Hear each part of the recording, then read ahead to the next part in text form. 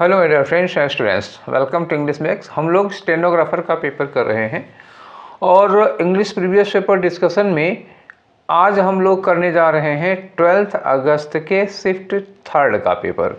इसके पहले हम लोग 12 अगस्त के फर्स्ट शिफ्ट और सेकंड शिफ्ट का पेपर कर चुके हैं। फर्स्ट शिफ्ट को हम लोगों ने 2 पार्ट में किया था, सेकंड शिफ्ट को हम लोगों ने 3 पार्ट में किया था और थर्ड शिफ्ट को भी हम लोग 3 पार्ट में ही करेंगे। तो आज उसका फर्स्ट पार्ट है जिसमें से क्वेश्चन नंबर 1 से लेकर क्वेश्चन नंबर 35 तक हम लोग सॉल्व करेंगे।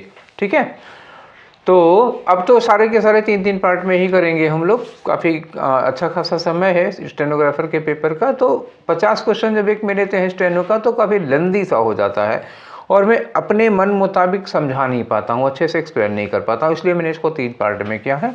कोई जल्दी नहीं रहेगी हमको। ठीक है, तो पीडीएफ आप लोगों ने सॉल्व कर ही लिया होगा। इसका पीडीएफ फिर डालना पड़ा है, आप देख लीजिए, इसमें लिंक भी मैंने डाल दिया है वीडियो के साथ और टेलीग्राम चैनल पर भी है। ठीक है, तो अब ये पार्ट 1, पार्ट 2 और पार्ट 3 के लिए यही वाला चलेगा पीडीएफ। फिर मैं इसको बदलूंगा नहीं, पीडीएफ नहीं बदलना है। फिर जब हम लोग इसके सेकंड शिफ्ट को करने लगेंगे, मतलब क्या, जब 13 अगस्त में आ जाएंगे हम लोग तब शुरू करेंगे, तब नया पीडीएफ डालेंगे। चलिए, तो आप लोगों ने पेपर सॉल्व किया होगा और चलिए देखते हैं आप लोगों के कितने क्वेश्चन सही हुए हैं, कितने गलत हुए हैं, जो गलत हुए हैं वो क्यों हुए हैं और उनकी जगह पर क्या होना चाहिए था। स्टार्ट करते हैं आज का डिस्कशन और पहला क्वेश्चन आपकी स्क्रीन पर है। तो पहला क्वेश्चन क्या है, ये डायरेक्ट स्पीच में कह रहे हैं, इसको चेंज करो क्योंकि ऑलरेडी इनडायरेक्ट में है। पढ़ के देखो, लिखा है the travel agent asked. Travel agent ने पूछा, किसे पूछा ये दिया नहीं है, अब यहाँ इन्होंने आई कर दिया है तो जाहिर सी बात है कि मी से पूछा होगा। तो ये अब ट्रेवल एजेंट खुद नहीं है तो यहाँ पे क्या रहा होगा, यू रहा होगा। ठीक है ना, whether I wanted to go by air और बाय सी। ठीक है, तो यहाँ पे जहाँ वेदर लगा है वहाँ क्या होगा, इन्वर्टेड कामा रहा होगा। अच्छा, ये वांटेड है। अच्छा, वांटेड होने का मतलब यहाँ क्या हुआ, ये पास्ट इंडिफिनिट है। पास्ट इंडिफिनिट हुआ तो इसका डायरेक्ट किस में होगा, डायरेक्ट होगा इसका प्रेजेंट इंडिफिनिट में। और प्रेजेंट इंडिफिनिट में क्या होगा, तो यू वांट होगा, नहीं, यू वांट नहीं होगा क्योंकि आस्क्ड है यहाँ पे। अगर यहाँ पर आस्क्ड लगा है कि इसका मतलब हुआ कि इंटरोगेटिव सेंटेंस रहा होगा, तो इंटरोगेटिव सेंटेंस मतलब यू के पहले डू लगा रहा होगा। ठीक है, आ जाओ। तो अगर यहाँ डिड को चेंज करते हैं तो यहाँ जहाँ वांटेड है वहाँ हैड वांटेड हो जाता, तो डिड एक भी नहीं होगा। क्लियर हो गया मामला। ठीक, अगर हम डायरेक्ट में डिड कर देते हैं तो इनडायरेक्ट में हैड वांटेड हो जाएगा और वो गलत हो जाएगा। फिर क्या होगा, डू यू वांट, तो ये डू वाला सही होगा, चौथा वाला आंसर हुआ। चलिए आगे बढ़ते हैं। क्वेश्चन नंबर 2 आपका। क्वेश्चन नंबर 2 में एरर आ गई। लिखा I love the dogs but I don't like the dog My friend Tinji owns since it bites people। 2 बार इन्होंने डॉग वर्ड का यूज किया है। अब देखना है कि हमें जनरल सेंस में डॉग को लेना है या फिर स्पेसिफिक सेंस में डॉग के लेना है, क्योंकि आर्टिकल लगाना होगा तो देखना होगा। यहाँ लिखा आई लव द डॉग्स। यहाँ जब उन्होंने कहा कि मुझे कुत्ते पसंद हैं, मुझे डॉग्स पसंद हैं, क्या किसी स्पेसिफिक कुत्ते की बात कर रहे हैं या डॉग नाम की एक एनिमल स्पेसी है। ये जनरल सेंस में है, पूरी दुनिया के लिए इन्होंने बोला, अपनी पसंद के लिए बोला, तो ये स्पेसिफिक सेंस नहीं है, ये जनरल सेंस है। अच्छा, जब प्लूरल नाउन को हम जनरल सेंस में यूज करते हैं तो उसके पहले आर्टिकल नहीं लगाते हैं, एक रूल होता है। जैसे हम ये कहते हैं कि a dog is a faithful animal, ये तो ठीक है, लेकिन डॉग्स आर, अब डॉग्स आर फेथफुल एनिमल, इसके पहले दा नहीं लगाना है। फिर से सुनिए, जब plural countable noun general sense में यूज़ किया जाता है तो उसके पहले हम द नहीं लगाते हैं। और यहाँ आई लव द डॉग्स, ये जो द है वो जनरल सेंस में यूज़ किया गया है, इसलिए द नहीं लगना चाहिए। ठीक, एरर हो गई। अब यहाँ लिखा है but I don't like the dog, यहाँ डॉग के पहले इन्होंने द लगाया है। क्यों लगाया है, ये सही होगा। क्यों सही होगा, क्योंकि लिखा है कि माई फ्रेंड तिंजी ओन्स, मतलब वो कुत्ता जो मेरे फ्रेंड तिंजी के पास है, क्योंकि वो लोगों को काटता है। अब यहाँ किसी स्पेसिफिक डॉग की बात हो रही है, किसके डॉग की, जो इनके पास, इनके दोस्त तिंजी के पास है। अब ऐसे में द लग जाएगा, लेकिन जनरल सेंस में अगर आता है तो द नहीं लगेगा, इसलिए आपकी एरर कौन सी हो गई, ये फर्स्ट वाले में हो गई। आई थिंक अब आपको समझ में आ गया होगा। चलिए आगे बढ़ते हैं, नेक्स्ट क्वेश्चन लेते हैं। क्वेश्चन नंबर 3 आपका। तो क्वेश्चन नंबर 3 में देखो फिर से वही पैसिव वॉइस की बात आ गई। तो अब की बार पैसिव वॉइस बनाना है आपको। यहाँ लिखा है कि दोज किड्स, ये सब्जेक्ट हो गए, ऑलवेज वॉच, ऑलवेज एडवर्ब है, वहीं छोड़ दो उसको, वर्ब की फर्स्ट फॉर्म लगी है। अगर प्लूरल सब्जेक्ट के साथ वर्ब की फर्स्ट फॉर्म लगी है without any helping verb, that means कि ये प्रेजेंट इंडेफिनिट टेंस है और इसकी पैसिव बनाने के लिए हमको एज, एम, आर के साथ वर्ब की थर्ड फॉर्म लगानी पड़ेगी। क्या देख रहे हैं बच्चे? कार्टून मूवीज़ देख रहे हैं, ठीक है ना। तो कार्टून मूवीज़ के बाद अब इसके लिए आर लगेगा, फिर एज एम तो लगेगा नहीं, आर वॉच्ड।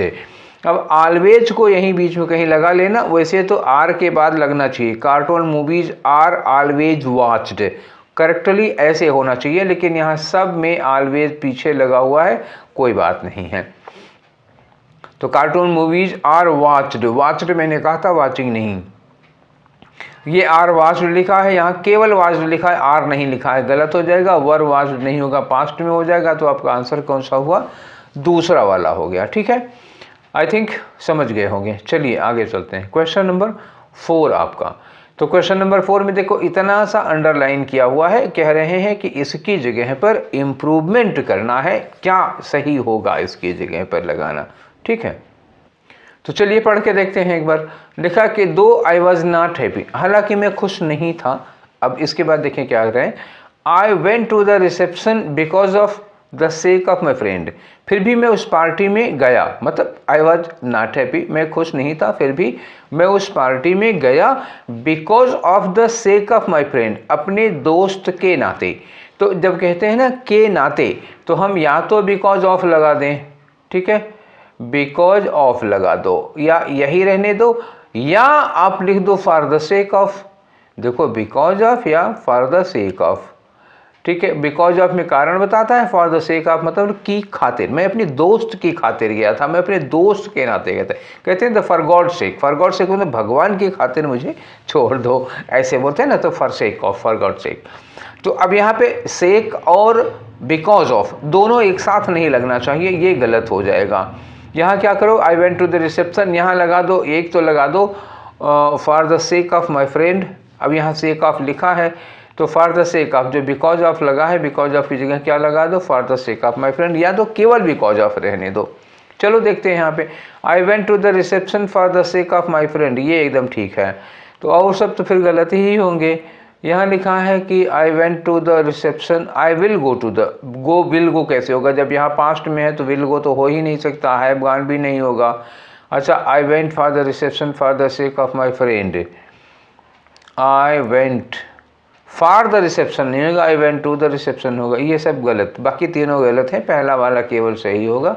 चलिए आगे बढ़ते हैं आपके अगले क्वेश्चन में। क्वेश्चन नंबर आपका क्या होगा 5, और देखें इसमें क्या पूछ रहे हैं जी। इसमें इन्होंने कहा एंटोनीम बताना है। एंटोनीम किसका बताना है? मर्क्यूरियल का। मर्क्यूरियल का मतलब क्या होता है? अचानक किसी का मूड चेंज हो जाता है। कुछ लोग होते हैं ना, आपके दोस्तों में भी होंगे, आपके परिवार में होंगे कुछ लोग ऐसे, जिनका मूड कब स्विंग कर जाए कोई भरोसा नहीं होता। अभी अच्छे खासे हंस बोल रहे हैं, थोड़ी देर में सनक जाएंगे, तो एकदम अनएक्सपेक्टेडली मूड स्विंग होता है जिन लोगों का, उन्हीं लोगों को कहा जाता है मर्क्यूरियल, मतलब बड़ी जल्दी गुस्सा आ जाएगा इनको। एंटोनीम है, एंटोनीम का मतलब बहुत कूल रहने वाले लोग होंगे। फिर तो कूल रहने वाले कौन लोग होते हैं? ये ट्रंक्विल लोग होते हैं, एकदम कूल। हालांकि ट्रंक्विल नेचर के लिए यूज किया जाता है, ट्रंक्विल नेचर, नेचर जैसे ट्रंक्विल प्लेस होता है, तो मतलब कोई जैसे जंगल का कोई पार्ट है जो बहुत ट्रंक्विल है, मतलब क्या वहाँ कोई शोर शराबा नहीं है, नॉइज नहीं, एकदम शांत है। लेकिन अब यहाँ लगा दो मर्क्यूरी, क्योंकि दूसरा कोई ऑप्शन नहीं है ना, तो ट्रंक्विल यहाँ पे लगेगा, आदमी के लिए भी लगा लो। और वर्ड दिया फ्लिपेंट। देखो थोड़ा अच्छा वर्ड नहीं है, लेकिन फ्लिपेंट की जो एक्चुअल मीनिंग होती है ना, वो थोड़े छिछोरा टाइप के लोगों के लिए यूज की जाती है। अब समझदार हो, समझ गए होगे, बाकी और बताने की ज़रूरत नहीं। बिरीव्ड का मतलब होता है ना, जब आपको किसी अधिकार से वंचित कर दिया जाता है। बिरीव्ड या डिप्राइव्ड मतलब आपको उस हक से, आपको उस मतलब राइट से वंचित कर दिया जाता है, वो होता है बिरीव्ड। डिप्राइव्ड भी कह सकते हो आप इसके लिए। सेलेसियस एक वर्ड होता है, तो what do you mean by Celsius? देखियो सेलेसियस भी मतलब ऐसे ही थोड़े से सेक्सी टाइप के लोग होते हैं, कामुक प्रवृत्ति के लोग होते हैं, जो अश्लील किताबें, अश्लील पढ़ते हैं, अश्लील चित्र देखते हैं, अश्लील मूवी देखते हैं, तो उन लोगों को सेलेसियस टाइप कहा जाता है। फिलहाल आपका आंसर क्या होगा? ट्रंकिल। नेक्स्ट पे आ जाओ क्वेश्चन नंबर 6 पे। तो आपका क्वेश्चन नंबर 6 क्या होगा? ये इनडायरेक्ट में चेंज करना है आपको। तो इनडायरेक्ट में देखो लिखा क्या है डायरेक्ट में? सी सेड, सी ने कहा आई कौन हो गया? सी हो गई। विल का क्या हो जाएगा? वुड हो जाएगा, क्योंकि सेड है पास्ट में। टुमारो का द नेक्स्ट डे। तो पहले द नेक्स्ट डे से देख लो, यहाँ पे द नेक्स्ट डे लगा, यहाँ टुमारो लगा, यहाँ द नेक्स्ट डे लगा, यहाँ टुमारो लगा, तो दो पहले ही छोड़ दो।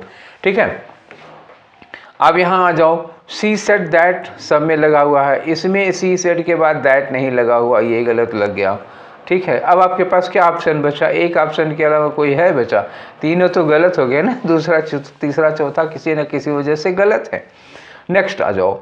आपको एग्जाम में यही करना है। देखो एग्जाम में आप पूरा चेंज करके फिर अपने पसंद का आंसर ढूंढो, ऐसा कभी कभी मुश्किल हो जाता है ना। आप उसको चेंज करके जो बनाए हैं हूबहू ऐसा मिल जाए तो जरूरी नहीं होता ना कि पेपर बनाने वाला अपने ढंग से बनाया होगा। आप गलतियां निकालो ना, जब आप रूल्स जानते हैं तो आप सबसे पहले गलतियां निकालो, गलतियां निकालने के बाद जो बचेगा वो आपका आंसर हो जाएगा। ठीक है, तो आ जाओ क्वेश्चन नंबर 7 में। 7 में क्या कर रहे हैं? 7 में फिर से इनडायरेक्ट में चेंज करना है। यहाँ लिखा रोहन सेड, ध्यान रखिएगा ये पास्ट में है। आई कौन हो गया? रोहन हो गया, ही होगा। Rohan said that, he did not का क्या होगा? हैड नॉट, क्योंकि मैंने कहा था पास्ट इंडेफिनिट में होगा तो किस में चला जाएगा? पास्ट परफेक्ट में चला जाएगा। हैड नॉट टेल का टोल्ड हो जाएगा। इतना काम करो। Rohan said that he had not, did not का डिड नॉट कहीं नहीं होगा, ये इतना काट दो, बच्चे दो होगा। हैड नॉट टोल्ड हो गया, ही हैड नॉट टोल्ड हो गया। ठीक है ना, तो आई हैड नॉट टोल्ड तो होगा नहीं, आई को रोहन के अकॉर्डिंग चेंज होना चाहिए था, ही होना चाहिए था। लो तीसरा भी गलत हो गया। अब आपके पास एक चौथा ऑप्शन है और क्या करेंगे ना, समझ रहे हैं ना। चलिए आगे बढ़ते हैं। नेक्स्ट क्वेश्चन आपका क्वेश्चन नंबर 8। क्वेश्चन नंबर 8 में अरेंजमेंट का क्वेश्चन है। पढ़ के देखो, पहले तो अरेंजमेंट करना है तो पढ़ना ही पड़ेगा। यहाँ लिखा है कि changes in the nature of light, जो लाइट होती है, रोशनी, प्रकाश होता है, उसके नेचर में जो चेंज होता है, are brought on by the Raman effect. वो हमको पता कैसे चला, कैसे पता चलता है? रमन इफेक्ट। अब क्या, हमारे एक वैज्ञानिक हुए थे CV रमन, चंद्रशेखर वेंकट रमन, तो उन्होंने ही, उनका एक थ्योरी है रमन प्रभाव, तो उन्होंने ही लाइट के बारे में मतलब पता लगाया था इन सब चीज़ों का। तो जो लाइट में चेंजेस दिखते हैं हमको, वो किसकी वजह से आते हैं? रमन इफेक्ट। उन्हीं ने खोजा था, उन्हीं के नाम पे पड़ा है रमन प्रभाव, रमन इफेक्ट। ठीक, आगे अब इन्होंने कहा it examines how light behaves when it passes through a solid, liquid and gaseous transparent media. तो जब कोई लाइट किसी सॉलिड, ट्रांसपेरेंट मीडिया होना चाहिए तभी तो हमको दिखाई पड़ेगा। जब लाइट किसी सॉलिड ट्रांसपेरेंट मीडिया या लिक्विड ट्रांसपेरेंट मीडियम जैसे पानी हो गया, सॉलिड ट्रांसपेरेंट मीडियम हो गया जैसे ग्लास हो गया, ग्लास शीट हो गई, गैसियस ट्रांसपेरेंट मीडियम से जब कोई लाइट पास करती है तो वो कैसा बिहेव करती है। तो ये इट एग्जामिन्स, कौन इसको एग्जामिन करता है? ये इफेक्ट, रमन इफेक्ट में ये बात बताई गई है। तो जो बी वाला है वो ए को एक्सप्लेन कर रहा है, तो ए के बाद बी लगा सकते हैं हम सीधा सीधा। आगे लिखा है कि similar to how a striker, similar to मतलब एग्जाम्पल दे रहे हैं, कंपेयर कर रहे हैं कि how a striker scatters coins on the carrom board, the phenomena occurs when light energy particles called photon, जिसको कहा जाता है, are scattered by the medium of mediums molecule. जैसे कैरम आप लोगों ने देखा होगा, कैरम बोर्ड खेले भी होंगे आप लोग। कैरम बोर्ड पे जैसे कोई स्ट्राइकर, जब आप स्ट्राइकर मारते हैं तो बाकी सारी जो गोटियां होती हैं वो छितरा जाती हैं। ठीक उसी तरह से जैसे लाइट का कोई फोटोन किसी ऑब्जेक्ट पर पड़ता है तो वो छितरा देता है उसको, तो वही चीज़ इन्होंने कहा। तो ये एक सिमिलरिटी दे रहे हैं। सिमिलरिटी मतलब किससे? जब इन्होंने बी वाली बात की तो बी वाली बात को एक्सप्लेन करने के लिए सी वाला लगाया।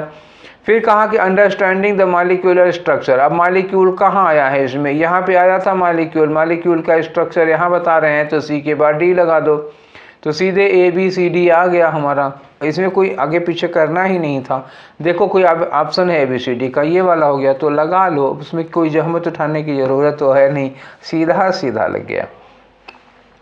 अच्छा, आप लोग गड़बड़ क्या करोगे? जब आप देखोगे कि ये तो ABCD सीधा आ रहा है, फिर आप क्या करोगे? सोचोगे यार ऐसा कैसे हो सकता है, ये एकदम सीधा ABCD तो हो नहीं सकता, कुछ तो ज़रूर उलोचा होगा। तो आप जानते हो सही आया है, उसके बाद अब आप गलत करोगे उसको ले जाके, ठीक है, तो ये दिक्कत होती है। अब आ जाओ अपने क्वेश्चन नंबर 9 में, मैंने समझा दिया 8 को। 9 में क्या करना है आपको, पैसिव वॉइस में चेंज करना है। क्या करना है, देखो लिखा है the company produces high quality products, ये प्रोड्यूसेस लिखा हुआ है। प्रोड्यूसेस का मतलब क्या हुआ, वर्ब में एस लगी है, इसका मतलब हुआ फिर वही प्रेजेंट इंडेफिनिट है, तो आप EM के साथ वर्ब की थर्ड फॉर्म लगाएंगे। ठीक है, चलिए लगाइए। हाई क्वालिटी प्रोडक्ट्स, प्रोडक्ट्स क्या है, प्लूरल है, तो अब लगाना पड़ेगा आर। तो high quality products are produced by the company, are produced हमको यहाँ मिला, सेव कर लो। प्रोडक्ट्स प्रोड्यूस्ड, प्रोडक्ट्स खुद नहीं प्रोड्यूस करेंगे, ये पास्ट इंडेफिनिट हो जाएगा, ये नहीं लग पाएगा। आर बीइंग प्रोड्यूस्ड, बीइंग तब लगता है जब सेंटेंस कंटिन्यूअस में होता है, और आर का वर्ब हो जाएगा, ये तो कोई चांस नहीं है।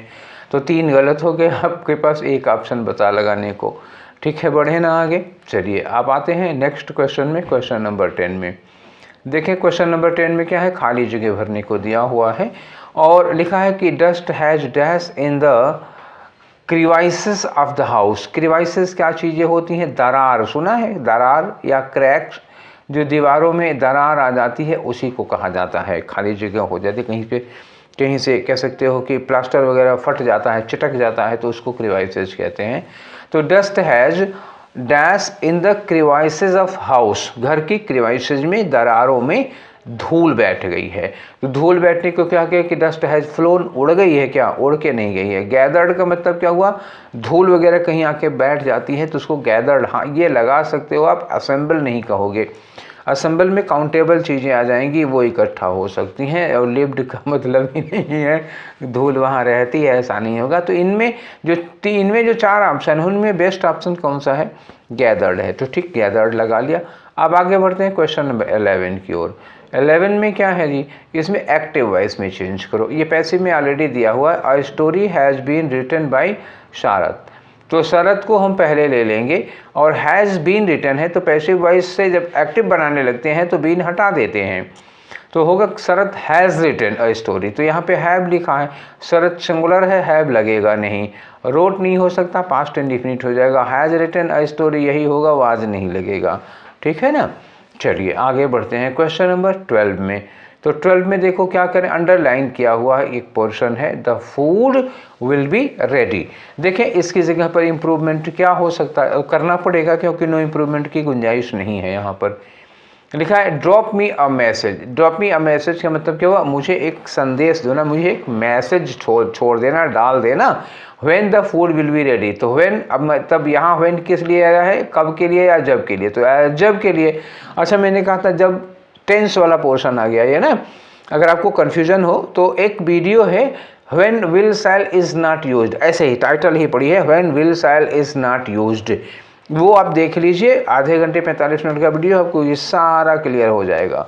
ठीक है, तो व्हेन का मतलब हुआ जब। मैंने बताया था कि कंजंक्शन ऑफ कंडीशन जितने होते हैं, एक बार बता दे रहा हूँ, सुन लीजिए आप लोग।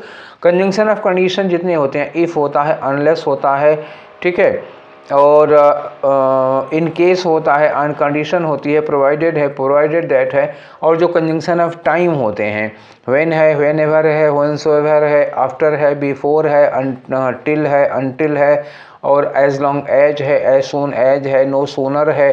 ठीक, ये जब लगे होते हैं तो हम लोग कभी उनके साथ ये विल शैल नहीं लगाते हैं, फ्यूचर नहीं होगा। तो व्हेन द फूड, अब विल हटा दोगे तो बी का क्या बन जाएगा, when the food is ready. तो ढूंढो कहाँ when the food is ready है, ये लिखा है द फूड इज़ रेडी, क्योंकि अब व्हेन लगा है तो विल शैल दोनों नहीं लगेगा, तो बाकी के ये तीनों ऑप्शन भी नहीं हो सकते हैं। क्लियर, चलिए चौथा वाला हुआ। आगे बढ़ते हैं, क्वेश्चन नंबर 13 पे आते हैं आपके। क्वेश्चन नंबर 13 है, एक इडियम है, अप इन आर्म्स।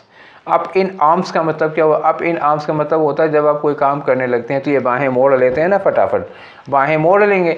तो बाहें मोड़ लेने का मतलब क्या, आप रेडी हैं, एकदम तैयार हैं।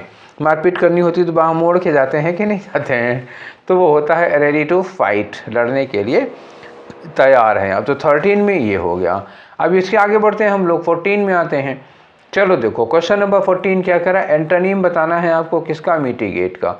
मिटिगेट का मतलब क्या होता है, किसी चीज़ को कम करना, ठीक है ना, डिक्रीज या लेस करना। जैसे आ जाता है लेसन या पैसिफाई, गुस्सा है और आप गुस्सा आपका शांत करना है तो क्या होगा, पैसिफाई करना। काम डाउन हो जाना, ठीक है ना, काम डाउन होना, या आप ये कह सकते हो डिक्रीज करना, हालांकि डिक्रीज अमाउंट में आता है और वो पैसिफाई गुस्से के लिए यूज किया जाता है, ठीक। एंटोनी में अग्रावेट आ जाएगा। अग्रावेट का मतलब क्या होता है? भड़का देना। तो मिटिगेट करना होता है जैसे आग में पानी डाला है, और अग्रावेट करना होता है जैसे आग में पेट्रोल डाल दिया ठीक है, कहावत है आग में घी डालना, मैंने बोल दिया आग में पेट्रोल डालना, थोड़ा और तेज से भड़क जाएगी। तो अपोजिट हुआ कि नहीं हुआ? अग्रावेट करना हो गया कि अपोजिट यही। जो बाकी और वर्ड है, रिफॉर्म मतलब किसी चीज़ में सुधार करना, मेंड का मतलब वही हो गया रिफॉर्म करना, सुधार करना, शार्पेन का मतलब उसको तेज करना, नुकीला कर देना। तो ये नुकीला करना नहीं लगेगा, वो अग्रावेट करना होगा, वही लगेगा। पहला वाला ऑप्शन हो गया। आगे आ जाते हैं आपके क्वेश्चन नंबर 15 में। तो देखते हैं 15 में क्या है जी। ये रहा आपका क्वेश्चन नंबर 15। इसमें क्या है? डायरेक्ट स्पीच चेंज करना है आपको। इनडायरेक्ट में क्वेश्चन दिया हुआ है, लिखा है the teacher reminded the students. देखो यहाँ पे क्या है, याद दिलाया उन्होंने स्टूडेंट्स को। क्या याद दिलाया है? Submit there assignments by Friday. तो यहाँ देयर की जगह क्या हो गया? योर हो जाएगा। और ध्यान देना रिपोर्टिंग वर्ब का उन्होंने रिमाइंड कराया है, और इन्वर्टेड कॉमा क्या होगा? Submit your assignments by Friday. तो यहाँ लिखा कि submit your assignments by Friday, ये पोर्शन ठीक है। Reminded the teacher to the students, ठीक, ये भी लग रहा है। अभी तक इसको हम सेव करके रख लेते हैं। दूसरा है submit your assignments by Friday, ऊपर नीचे में सेम चीज़ हो गई। यहाँ लिखा है the teacher reminded the students. अब देखो सेम चीज़ है, यहाँ ऊपर वाले में लिखा है reminded the teacher to the students, नीचे लिखा है the teacher reminded the students. तो ये वाला जो होगा ना, जैसे ऊपर वाला क्या है? ऊपर वाला गुड है, और नीचे वाला क्या है? बेटर है, ठीक है। तो ये हम अभी अब ऊपर वाले की अपेक्षा किसको प्रेफरेंस देंगे? इसको प्रेफरेंस देंगे, क्योंकि the teacher reminded the students ये सीधा लिखा हुआ है। यहाँ लिखा है submit your assignments by Friday, लिखा है the teacher the students were instructed. तो ये पैसिव में बनाने की कोई ज़रूरत नहीं है, एक्टिव में ही बनाओ। लिखा है कि submit your assignments by Friday, the students were reminded, ये भी नहीं है, फिर वही बात हो गई, पैसिव में बना दिया। तो रिपोर्टिंग, इसमें जो भी गड़बड़ी हुई है वो रिपोर्टेड में नहीं थी, वो सब रिपोर्टिंग स्पीच में ही गलती हुई थी। तो इसमें है तो सबके सब ही सही, लेकिन बेहतर कौन सा होगा? दूसरा वाला होगा, ठीक है।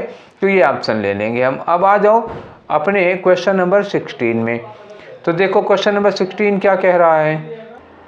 क्वेश्चन नंबर 16 है एरर से रिलेटेड, ठीक। चलो पढ़ के देखते हैं। लिखा है कि I have never played a hero. I have never played a hero मतलब कभी हीरो का रोल मैंने नहीं किया था before, so I jump at the chance. तो आई जंप, ये जंप क्या हुआ? प्रेजेंट इंडेफिनिट हो जाएगा। आई जंप का मतलब मैं उछल जाता हूँ, तो ये होगा नहीं, मतलब रूटीन सेंटेंस नहीं है, अक्सर ऐसा होता हो ऐसा नहीं है। तो एक समय ऐसा हुआ था, मैं कभी हीरो का रोल नहीं प्ले किया था, तो जब भी ये मौका मिला तो मैं खुश हो गया। तो खुश हो गया तो ये बीती हुई बात है ना। तो जो जंप है वो किस में होनी चाहिए? पास्ट में होनी चाहिए। तो जंप्ड होना चाहिए था इसको, ठीक है। तो यहाँ पे ये जो सो आई जंप जो लिखा है वो गलत हो गया, चौथा वाला, ठीक है। आगे आ जाओ क्वेश्चन नंबर 17 में आते हैं। 17, अरे चेंज हो जाओ। ये रहा आपका 17। क्या बताना है? एंटोनिम बताना है। किसका एंटोनिम बताना है? ड्यूटी का।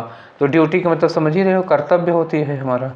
अब ऑप्शन देखो इसमें। लूप होल का मतलब क्या होता है? लूप होल का मतलब कोई कमी होता है, कोई दोष होता है, कोई मिस्टेक होती है, शॉर्टकमिंग्स कह सकते हो। दूसरा वर्ड नोट करो लूप होल का। लूप होल कोई कमी होता है, कोई वीकनेस होती है, इन्फर्मिटी होती है, या शॉर्टकमिंग होती है, ठीक है, कोई चूक रह जाती है।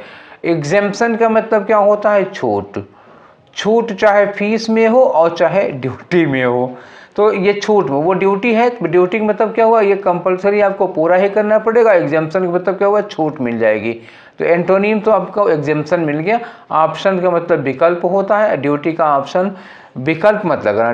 ड्यूटी का अपोजिट विकल्प नहीं है, ड्यूटी का मतलब होगा एग्जाम्पशन, ठीक है। ऑप्शन का मतलब होगा कि जैसे आपको ये कर लो या ये कर लो, ठीक है, ये हो जाता है ना, लेकिन करना तो कुछ ना कुछ पड़ेगा ही, छूट तो नहीं मिल रही है।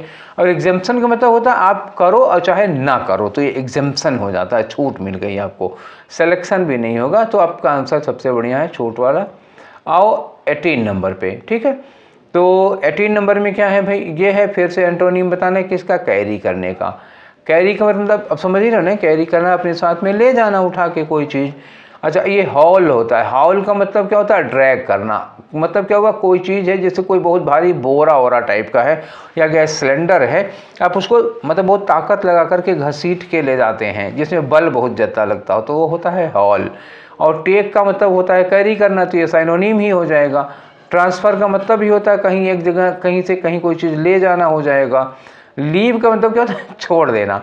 तो कैरी लेकर जाना हुआ और लीव का मतलब हुआ छोड़ के जाना हुआ। तो 18 नंबर ले लो आप। 18 नंबर में क्या हो गया, चौथा हो गया, छोड़ देना। अब आ जाओ 19 पे अपने। तो देखो 19 में क्या है, 19 में फिर वही अंडरलाइन किया हुआ है। अब इसकी जगह पर देखो कि कुछ इम्प्रूवमेंट की गुंजाइश हो तो करते हैं, पढ़ना पड़ेगा क्योंकि इम्प्रूवमेंट करना ही पड़ेगा, मतलब गुंजाइश ना होने का कोई चांस नहीं बचा हुआ है। तो लिखा है कि the heart that is full of grief is heavy. देखो दो चीज़ें नोट करो इसको, GRIEF होता है एक चीज़, और एक होता है GRIEVE होता है, ठीक है। तो ये जो ग्रीव होता है ना, ये होता है वर्ब। वर्ब का मतलब तो किसी को दुखी कर देना, किसी को तंग कर देना, किसी को परेशान कर देना। और ये जो ग्रीफ होता है ये नाउन होता है। ग्रीफ का मतलब होता है दुख, ठीक है। ग्रीव का मतलब ये होता है दुख देना और ये होता है दुख। तो फुल ऑफ ग्रीफ होगा, ग्रीव नहीं होगा, ये क्या होगा, फुल ऑफ ग्रीफ, दुख से भरा हुआ था, दुखी कर देने से भरा थोड़े था, फुल ऑफ ग्रीफ नाउन आना चाहिए। तो ये लगेगा आपका ना, ये चौथा वाला फुल ऑफ ग्रीफ होगा। अब कहोगे यहाँ क्यों नहीं हो सकता, तो ये फीलिंग विद ग्रीफ है ना, फीलिंग विद ग्रीफ नहीं, या तो कहो filled with grief, full of grief या फिल्ड विद ग्रीफ। तो फिल्ड होता तो हो जाता, ये फीलिंग लिखा हुआ है इसलिए नहीं हुआ। अब समझ गए ना, ठीक है। चलो अगले क्वेश्चन में आते हैं। अब आते हैं क्वेश्चन नंबर आपका 20, हाँ 20 है। अब इसमें देखो क्या करना, फिर वही अंडरलाइन कर दिया इन्होंने, लेकिन अब की बार जो अंडरलाइन किया है ना वो इडियम है एक, ठीक है। लिखा to push the boat out far. Vishnu was happy, Vishnu बड़े खुश थे और इन्होंने क्या किया, to push the boat out for his fiancee's birthday. उनकी फियांसी, उनकी मंगेतर का बर्थडे था, और तो अब बहुत खुश थे, उनकी मंगेतर का बर्थडे, तो जाहिर सी बात है काहे नहीं खुश होंगे ना, मंगेतर का बर्थडे होगा, अभी शादी नहीं हुई है ना, तो फिर मंगेतर के बर्थडे पे खुश ही रहते हैं सब, ठीक है। To push the boat out for, तो इसका मतलब होता है कि उन्होंने सारा खर्चा बियर किया, सब कुछ इन्होंने पे किया है, ठीक है। जो मतलब पार्टी वार्टी हुई है उसमें इन्होंने खर्चा इन्होंने वहन किया। ऑप्शन देखो क्या है, but seemed like pretending, and pretend करना मतलब होता खाली दिखावा करना नहीं। To take risk that could cause problems are danger, ये भी नहीं होगा। And felt so that his heart started beating faster, नहीं, फियांसी की बात आई तो देखो हार्ट बीटिंग फास्टर कर दिया इन्होंने, मतलब ये सब कुछ नहीं है, वो आपको धोखा देने के लिए। To spend a lot of money because he was celebrating, हाँ ये आई ना बात जो हमने कहा था कि पैसा ये खर्चा करेंगे, तो ये चौथा वाला होगा। आगे आ जाओ 21 पे, क्वेश्चन नंबर 21 आपका। तो क्वेश्चन नंबर 21 फिर अंडरलाइन करके मिल गया, मतलब हमको यही बार बार मिलता है जब देखो अंडरलाइन किया हुआ। चलो अच्छा, to take my parents on a pilgrimage, अपने पेरेंट्स को तीर्थ यात्रा पर ले जाना बाय प्लेन, मतलब जहाज से, वाह क्या बात है। To take my parents on a pilgrimage by plane, तो जहाज से अपने पेरेंट्स को तीर्थ यात्रा पर ले जाऊंगा। Is one of the goal of my life, ये मेरी ज़िंदगी का गोल है, ये मेरी ज़िंदगी का लक्ष्य है। After getting my first salary, पहली सैलरी मिलेगी तो अपने पेरेंट्स को तीर्थ यात्रा पर ले जाऊंगा प्लेन से, ये मेरे जीवन का सपना है, गोल है। बड़ी अच्छी बात है, और ऐसा सोचने वालों को ज़रूर मिलेगी जॉब, और ज़रूर करेंगे ये लोग, ठीक है। चलो, हालांकि ये सेंटेंस है, पर जो लोग भी ऐसा सोचते हैं उनकी इच्छाएं पूरी ज़रूर होती हैं, ठीक। चलिए, तो वन ऑफ जब हम लोग यूज करते हैं कहीं भी वन ऑफ, तो वन ऑफ लगाने का मतलब हुआ कि आगे आपका जो नाउन या प्रोनाउन होगा वो क्या होगा, प्लूरल नाउन या प्लूरल प्रोनाउन होना चाहिए।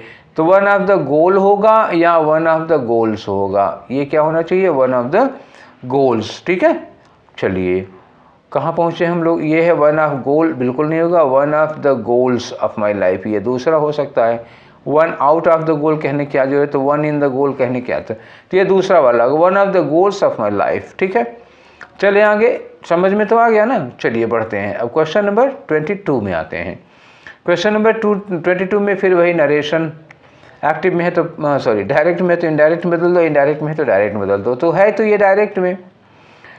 Priest said to the convict, एक प्रीस्ट है वो कन्विक्ट, कन्विक्ट मतलब जो दोषी है, अपराधी है, कन्विक्ट, उससे कहते हैं कि are you not ashamed of your misdeed, क्या तुम अपने मिसडीड पर, क्या अपने कुकृत्य पर तुम शर्मिंदा नहीं हो। देखते हैं, the priest inquired of, inquired of तो सही है, अच्छा चारों में लगा है तो इसमें सही गलत तो कोई मैटर ही नहीं फंसता। कन्विक्ट दैट, इंक्वायर्ड ऑफ लगाओगे तो दैट नहीं लगाओगे भैया ना, मैंने कहा था इंट्रोगेटिव है, दैट लगाने कोई चांस नहीं है। अब आपके पास दो बच रहे हैं, if she was not ashamed या वेदर सी इज नॉट। भाई देखो इज तो नहीं हो सकता क्योंकि ये सेड पास्ट में है, तो इज तो संभव नहीं है। अब आपके पास दो ऑप्शन बचे रहे हैं, यहाँ लिखा सी वाज नॉट असेम्ड, यहाँ लिखा है वाज सी नॉट असेम्ड। तो जब हम इंटरोगेटिव को इनडायरेक्ट में बदलते हैं तो वाज जो है वो सब्जेक्ट के बाद में यूज किया जाता है, तो ये भी गलत हो गया। अब कौन सा ऑप्शन बचा, अब आपके पास एक ऑप्शन यही बचा है, दूसरा वाला, ठीक है, लगा दो, 22 का दूसरा हो गया। आगे चलते हैं, नेक्स्ट क्वेश्चन देखते हैं, क्वेश्चन नंबर 23 है। क्वेश्चन नंबर 23 में फिर से वही अरेंजमेंट का क्वेश्चन आ गया, आ जाओ भैया, क्या करना होगा।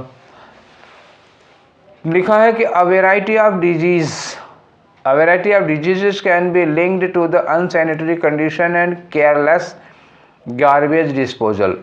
ठीक, सही बात कहा इन्होंने कि बहुत तरह की बीमारियों को हम लिंक कर सकते हैं, कनेक्ट कर सकते हैं अनसैनिटरी कंडीशन, मतलब का जहाँ पर गंदगी बहुत रहती है, और केयरलेस गार्बेज डिस्पोजल, लोग कहीं भी कूड़ा फेंक दें, तो इसकी वजह से ढेर सारी बीमारियां मतलब इस चीज़ से रिलेटेड है, जुड़ी हुई हैं। ठीक है, चलो ये बात हो गई।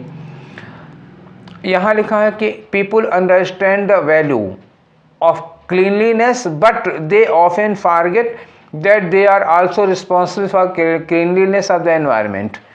इन्होंने कहा भी में कि लोग जानते हैं क्लीनलीनेस की वैल्यू क्या है, लेकिन अक्सर वो भूल जाते हैं कि वो भी इस सफाई के लिए जिम्मेदार हैं। बहुत सही बात की, क्या बात है, एकदम सही, 100%। मतलब जो लोग सफाई पर भाषण देते हैं अक्सर मसाला खा के वही थूकते हैं।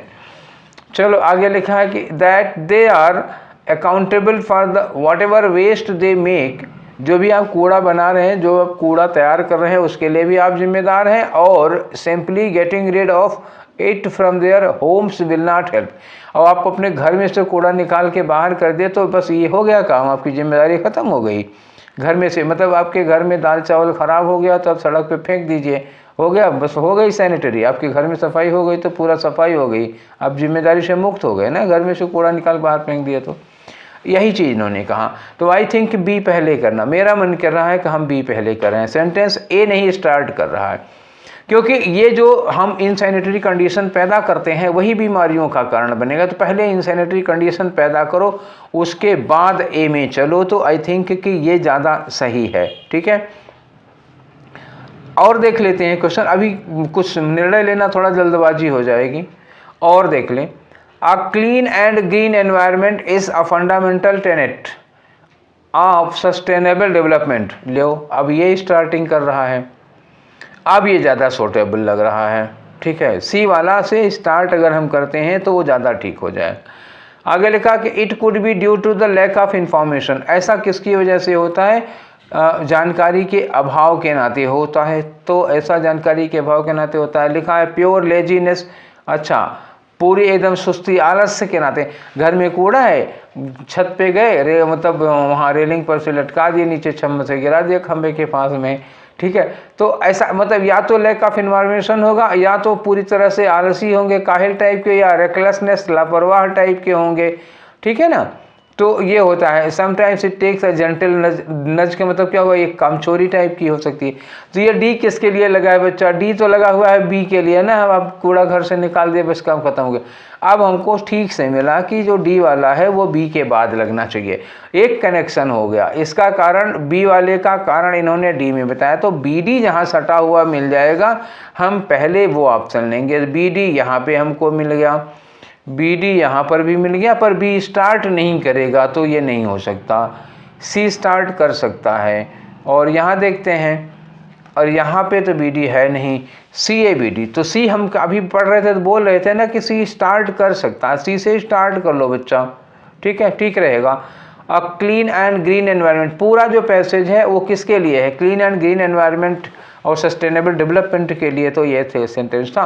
सी पहले करो और उसके बाद हम ए को लगा देते हैं, कारण दे देते हैं, मतलब जो अगर गंदगी है तो ढेर सारी बीमारियां इसका कारण है, फिर बी डी लगा दो। तो पहले कुछ और बोल रहे थे लेकिन पूरा पढ़ने के बाद हमारा क्रम बदल गया, मेरा मन बदल गया, हम सी ए बी डी करेंगे। तो ये हो गया आपका सी ए बी डी लगाएंगे आप, ठीक है। अब आगे बढ़ते हैं आपके क्वेश्चन नंबर 24 पर। देखें क्वेश्चन नंबर 24 में क्या दिया हुआ है, आ जाओ। ये रहा क्वेश्चन नंबर 24, स्लैश बता रहे हैं अपनी कहानी की, इसमें एरर बतानी है, ठीक है। लिखा है ignoring the red flag. Red flag का मतलब समझ रहे हो ना? रेड फ्लैग कहाँ लगाया जाता है? बीच पर, जो समुद्र के किनारे बीच होता है वहाँ पे। तो रेड फ्लैग, जिसे समुद्र का किनारा जहाँ बीच बीच होता है वहाँ पे रेड फ्लैग लगा रहता है। इसका मतलब हुआ कि जहाँ पे रेड फ्लैग लगा है उसके आगे नहीं जाना है। और रेड फ्लैग लगने का मतलब हुआ कि खतरनाक सुनामी टाइप की लहरें आने वाली, ऊंची ऊंची हाई टाइड का डर है।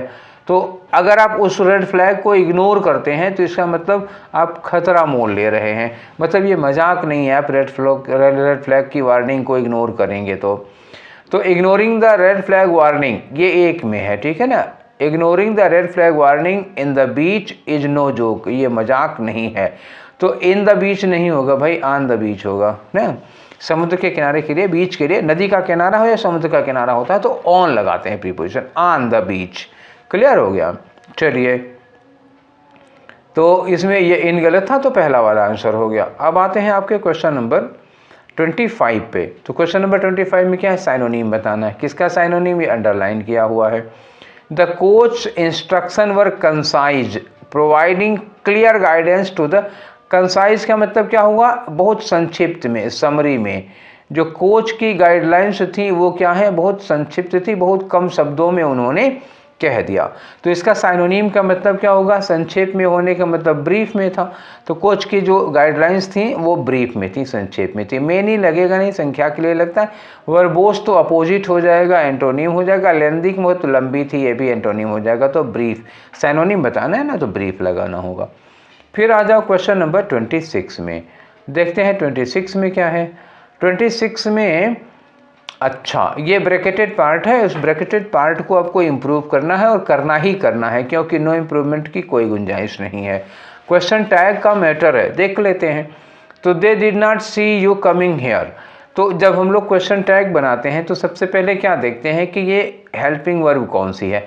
डिड नॉट है तो डिड नॉट में से हमको क्या लेना पड़ेगा? डिड लेना पड़ेगा। क्यों डिड लेना पड़ेगा?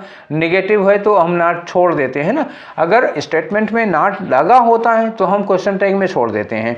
अगर स्टेटमेंट में नॉट नहीं लगा है, अफर्मेटिव है, तो हम लोग नॉट लगा लेंगे क्वेश्चन टैग में। तो यहाँ से डिड नॉट था तो हम डिड ले लेंगे और यहाँ से दे ले आएंगे। तो डिड दे होना चाहिए ना, इज इट नहीं होगा। क्या होगा? डिड दे होगा। तो कहाँ है ऑप्शन डिड दे का? ये रहा आपका डिड दे का ऑप्शन, तो चौथा वाला होगा। ठीक है ना, कोई डाउट? चलिए, क्यों हुआ वो भी मैंने आपको बता दिया, जबरदस्ती नहीं थी। ठीक है, आगे आ जाओ क्वेश्चन नंबर 27 पर। फिर से एरर का क्वेश्चन, ये स्लैश कुछ कह रहे हैं और यहाँ लिखा भी देख लो, ग्रामेटिकल एरर लिखा हुआ है। Please tell me the truth, मुझे सच बता दो। यहाँ पे कोई गलती नहीं है, ठीक। Please tell me the truth. Is he here to have been investing, investigating है, इन्वेस्टिंग नहीं है। Is he here to have been investigating, ये टू हैव बीन इन्वेस्टिगेटिंग कुछ गड़बड़ है। The murder that happened across the street, ये जो गली के उस पार मर्डर हुआ था उसी को इन्वेस्टिगेट करने के लिए क्या वो यहाँ आया है। तो इज ही हियर, यहाँ तो ठीक है। टू हैव बीन इन्वेस्टिगेटिंग गलत हो जाएगा, ठीक है। ये कंटिन्यूअस टेंस में आ जाएगा ना तो गलत हो जाएगा। इज ही हियर, क्या वो यहाँ आया है। टू हैव बीन इन्वेस्टिगेटिंग नहीं, ये क्यों, क्या वो यहाँ आया है। Is he here to investigate, to investigate, क्योंकि जो ही है वो इन्वेस्टिगेट करने वाला व्यक्ति है, ठीक है। ये ऑफिसर है, इन्वेस्टिगेटिंग ऑफिसर है। क्या वो यहाँ इस केस को इन्वेस्टिगेट करने आया है। तो is he here to investigate the murder, तो टू इन्वेस्टिगेट होना, टू हैव बीन इन्वेस्टिगेटिंग नहीं होगा ये। क्लियर?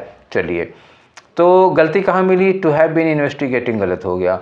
चलिए आगे आते हैं, क्वेश्चन नंबर 28 में देखते हैं क्या है। तो क्वेश्चन नंबर 28 में फिर वही डायरेक्ट स्पीच बनाओ।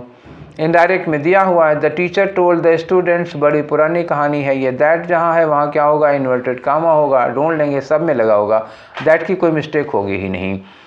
तो इन्होंने कहा कि सी हैड वेटेड, सी किसके लिए लगा होगा, टीचर के लिए लगा होगा, तो इसका मतलब यहाँ क्या होगा, आई होगा। ठीक है, हैड वेटेड पास्ट परफेक्ट है, दो चांस हो सकता है, या तो वर्ब की सेकेंड फॉर्म हो या हैव के साथ वर्ब की थर्ड फॉर्म हो। क्यों, क्योंकि भाई प्रेजेंट परफेक्ट का भी हैड वेटेड हो जाएगा, पास्ट इंडेफिनिट की भी हो जाएगा। देख लेते हैं, for them for about 15 minutes. अच्छा, यहाँ फॉर 15 मिनट देने 15 मिनट से, तो पास्ट इंडेफिनिट नहीं होगा, तब क्या होगा, प्रेजेंट परफेक्ट होगा। ठीक, फॉर के साथ लिखा ना टाइम, तो वो परफेक्ट टेंस में आ जाएगा, इंडेफिनिट में नहीं आएगा। तब एक चीज़ तो श्योर हो गई। देम किसके लिए लगा होगा, देम लगा होगा स्टूडेंट्स के लिए, तो देम की जगह पर ये हो गया, तो वहाँ होगा I have waited for you for 15 minutes before leaving the class. तो आई हैव वेटेड यू, ढूंढो पहले कहाँ, आई हैव वेटेड यू। तो यहाँ क्या है, I had waited for the students. ठीक है, 28 बताइए। और टीचर सेज, अच्छा पहले रिपोर्टिंग वर्ब शायद कुछ कहीं पे गड़बड़ है, तो यहीं से देख लेते हैं, पहले रिपोर्टिंग वर्ब निपटाओ। ये सेज लिखा है तो ये काट दो यहाँ पर, ये टीचर हैड सेड होगा तो ये दोनों काट दो। अभी क्या लिखा है, सेड टू द स्टूडेंट्स, हमारे पास दो ऑप्शन मिल गए। दो ऑप्शन मिले तो आई कुड वेट, अब देखो कुड नहीं लगना चाहिए था ना, ये गलत होगा, आई कुड वेटेड नहीं। अब यहाँ लिखो, देखो चौथा, I waited for you for about 15 minute. अब देखो यहाँ फॉर अबाउट 15 मिनट्स दिया है, तो यहाँ वेटेड नहीं, आई हैव वेटेड होना चाहिए था। जो मैं ऊपर बताया था ग्रामर वही है, लेकिन देखो अभी मैं कहा ना कि मैं जो ग्रामर बताया हूँ, जो ग्रामर के रूल्स बताया हूँ, वो ज़रूरी नहीं कि इनडायरेक्ट बनाने में सारे के सारे लगे। इसीलिए मैं कहता हूँ, अगर आपने यहाँ पर चेंज किया, यहाँ चेंज करने के बाद अपना वाला इसमें ढूंढोगे तो मिलेगा नहीं, क्योंकि हमने भी तो चेंज किया था, तो आई हैव वेटेड मिला था। मैंने यहाँ कहा भी था कि वर्ब की सेकेंड फॉर्म होगी तभी हैड वेटेड होगा, हैव के साथ वेटेड होगा तब भी हैड वेटेड हो जाएगा। और हैव लगाने के पीछे मेरा तर्क क्या था, यहाँ लिखा है फॉर के साथ time, for 15 minutes, for 15 minutes मतलब अब फॉर सिंस और फॉर के साथ जब टाइम लगा होता है तो पास्ट इंडेफिनिट टेंस तो नहीं होता ना, तब क्या होना चाहिए, परफेक्ट टेंस होना चाहिए। अच्छा, ये चूंकि इन्वर्टेड कामा के अंदर वाला है तो पास्ट परफेक्ट भी नहीं होगा, वो प्रेजेंट परफेक्ट में आना चाहिए। तो अब लेकिन मिला ही नहीं ऑप्शन, तो क्या करें, नहीं मिला ऑप्शन, तो फिर हम वो काटना शुरू करेंगे जिसमें गलतियां हैं।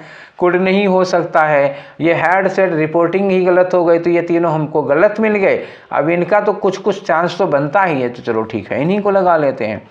ठीक, समझ में आ गई ना बात मैं कहना क्या चाह रहा हूँ। जरूरी नहीं है कि आप जो बनाएं वही आपको मिल जाए, तो वो ना ढूंढिएगा, बड़ा मुश्किल हो जाएगी फिर। ठीक है, नेक्स्ट क्वेश्चन पे आ जाओ बच्चा। अब आते हैं क्वेश्चन नंबर 29 पे। 29 में ये खाली जगह दी हुई है, देखो, no parents dash to see their children ruin their future. कोई पेरेंट्स नहीं चाहता कि उसका बच्चे का कैरियर बर्बाद हो, उसका फ्यूचर बर्बाद हो। तो कोई बच्चा नहीं, मतलब नहीं चाहता, ऐसा कोई सोचता भी नहीं है। नो पेरेंट्स विजुअलाइज का मतलब क्या होता है, भविष्य की कल्पना करना। नो पेरेंट्स थिंक, ऐसा सोचते हैं। विश का मतलब क्या हुआ, ऐसा चाहते हैं। प्रिडिक्ट मतलब भविष्यवाणी करते हैं, तो प्रिडिक्ट को गोली मारो, इन 3 पर आओ। विजुअलाइज मतलब कोई पेरेंट कल्पना भी नहीं कर सकता। अच्छा, जब विजुअलाइज करोगे तो सी, यहाँ सी लिखा है ना, सी के साथ विजुअलाइज ही नहीं होगा, लगेगा ही नहीं। विजुअलाइज करोगे और सी भी करोगे, संभव ही नहीं है। विजुअलाइज मतलब फ्यूचर को देखना हो गया। ठीक है, तो नो पेरेंट्स थिंक टू सी या विश टू सी, तो ये क्या लगाओगे, विश टू सी लगेगा। No parents wish to see their children ruin their future. ठीक है, इसीलिए कूटते हैं बल भर पकड़ के। ठीक, आगे आ जाओ नेक्स्ट 30 में।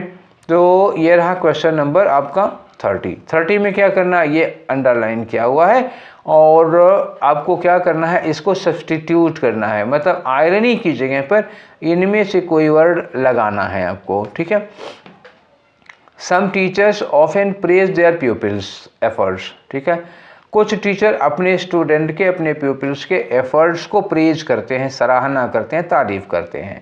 While some use ridicule and irony, तो रिडिक्यूल जब यूज करेंगे तो आयरनी नहीं यूज होगा, रिडिक्यूल यूज करेंगे तो सरकास्म यूज होगा। ठीक है ना। 30 नंबर पे सरकास्म का मतलब क्या होता है, व्यंग करना होता है।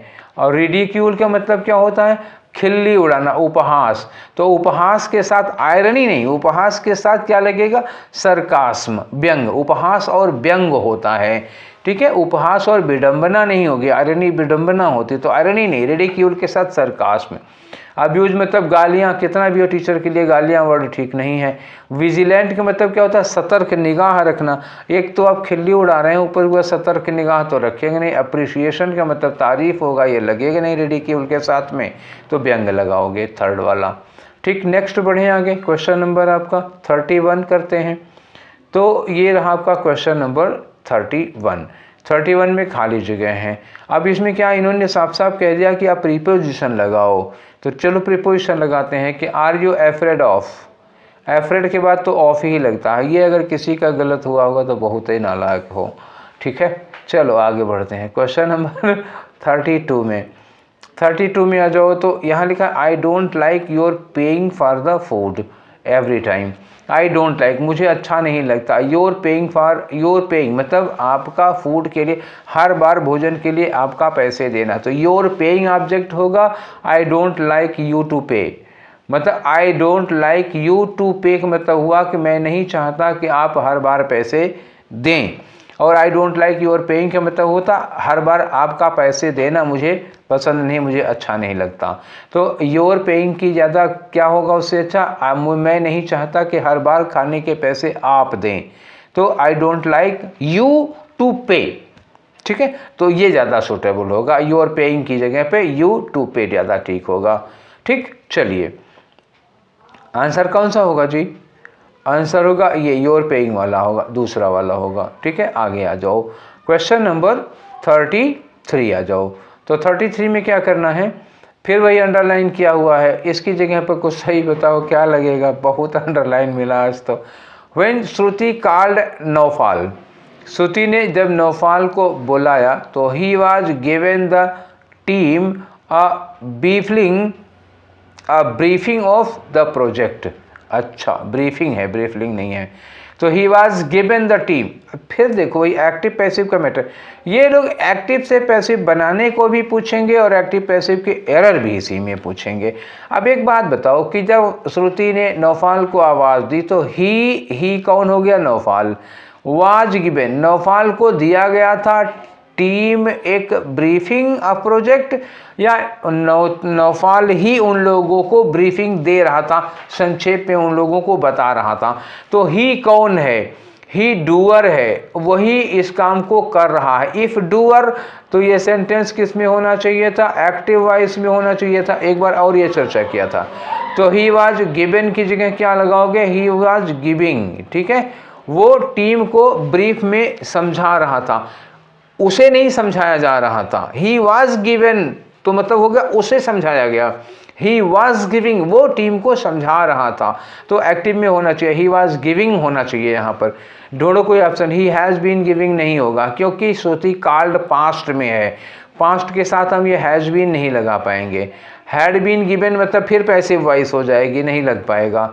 ही वाज गिविंग और ये ही वाज गेव, वाज के साथ गेव सेकेंड फॉर्म कभी लगती नहीं है, तो ये तीसरा लगाओ, ही वाज गिविंग हो गया, ठीक है। आगे आ जाओ, नेक्स्ट क्वेश्चन आपका 34 के बाद अब एक और बचेगा आपके पास। क्वेश्चन नंबर 34 में है आपको बताना साइनोनिम, किसका साइनोनिम था, ये अंडरलाइन किया हुआ है। ही हैज़ अ मेलंकलिक टेम्परामेंट, उसका जो टेम्परामेंट है, जो स्वभाव है वो मेलंकलिक है। मेलंकलिक का मतलब क्या होता है, जानते हो मेलंकलिक क्या होता है, जिसकी एक्सपेक्टेशंस टूटी हुई हैं, जिसकी उम्मीदें, मतलब कोई ऐसा आदमी जिसने इस संसार को जैसा समझा था, जैसे आप लोग एकेडमिक में किताबों में पढ़े होंगे, दुनिया बड़ी अच्छी है, लोग बड़े अच्छे हैं, सब एक दूसरे के साथ प्यार से मेल जोल से रखते हैं, और जब इंटरमीडिएट करके बाहर आए और हकीकत की दुनिया देखी तो लगा कि ओ हो ये दुनिया वैसी नहीं है जैसी किताबों में पढ़ा था। तब अब क्या होंगे, आपकी उम्मीदें टूटेंगी, किसी से जो उम्मीद रखे थे वो नहीं है। मतलब मेलंकली ऐसी फीलिंग होती है कि भीड़ है क़यामत की फिर भी हम अकेले हैं। आप हज़ारों की भीड़ में खड़े होंगे, कोई अपना नहीं नज़र आएगा, तब इसको कहते हैं मेलंकली फीलिंग। तो वो एक मेलॉन्कली टेम्परामेंट का है। तो ही इज़ ऑफन डैश, तो हमेशा कैसा रहेगा बताओ? मेलॉन्कली टेम्परामेंट का आदमी हमेशा कैसा रहता है? ग्लूमी रहता है कि नहीं है? सिनोनिम बताना है ना, तो ग्लूमी होगा। क्यूरियस मतलब उत्सुक होगा, उसके अंदर कुछ चीज़ जानने की उत्सुकता होगी, इसका कोई लेना देना नहीं। एंथुजियास्टिक क्यूरियस सेम हो गया तो वो नहीं होगा, तो ये नहीं होगा। ग्लैड का मतलब खुश होगा, तो मेलांकलिक आदमी खुश कैसे हो सकता है? दुखी रहेगा तो ग्लूमी रहेगा। ठीक है, अब आज का आखिरी क्वेश्चन, मतलब सेट का आखिरी नहीं है, आज के डिस्कशन का हमारा आखिरी क्वेश्चन है ये। और इसमें आखिरी में 35 नंबर में है फॉल इनटू लाइन। ये आपको एडीएम दिया हुआ है, एडीएम की आपको मीनिंग बतानी है फॉल इनटू लाइन 35 में। तो फॉल इनटू लाइन का मतलब क्या होता है ना, आप रूल को, मतलब जो नियम है, जो कानून है, उसको पालन करना। ठीक है, जैसे ये कह सकते हो कि कंप्लाई करना, कंप्लाई, या आप ये कह सकते हो अबाइड करना, रूल को फॉलो करना, या आप कह सकते हो ओबे करना। ठीक है ना, तो या फॉलो करना, नियमों का पालन करना। तो सर्चिंग फॉर समथिंग होगा ही नहीं, फनिमिंग ये भी नहीं होगा, स्ट्रेट रोड नहीं होगा, अधेयर टू रूल्स मतलब नियमों का पालन करना ये लगेगा। ठीक है, चौथा वाला हुआ। तो ये थे आज हमारे 35 क्वेश्चंस आज के डिस्कशन के। ठीक है, आई थिंक आप लोगों को पसंद आए होंगे और आप लोगों की अपनी पर्सनल राय इस पर क्या, तो मेरी राय है ना कि आप लोगों को पसंद आया होगा। अब आप लोग अपनी राय हमको दीजिएगा। कुछ बच्चे तो जो कमेंट करते हैं तो वो बताते हैं सर बहुत अच्छा लग रहा है। अच्छा लगता है ये सुन के जब बच्चे कहते हैं सर बहुत अच्छा लग रहा है और हमको हेल्प मिल रही है इस बात से। ठीक है, तो पीडीएफ आपको अवेलेबल हो ही जाते हैं 3 सेट में, 3 पार्ट में इसको हम डिस्कस कर रहे हैं जानबूझकर थोड़ी अपनी सुविधा के नाते, क्योंकि हमको थोड़ा, जैसे आज अभी जब मैं पढ़ाता था थोड़ा कंफर्ट लेवल में पढ़ा रहा था, और उस दिन जब पहले दिन पढ़ाता तो जल्दी भागो ट्रेन की तरह, तो उसमें हम समझा नहीं पा रहे थे ठीक से। ठीक है, तो चलिए फिर आज का सेशन यहीं पर वाइंड अप करते हैं, फिर हम लोग मिलेंगे इसके सेकेंड पार्ट में कल।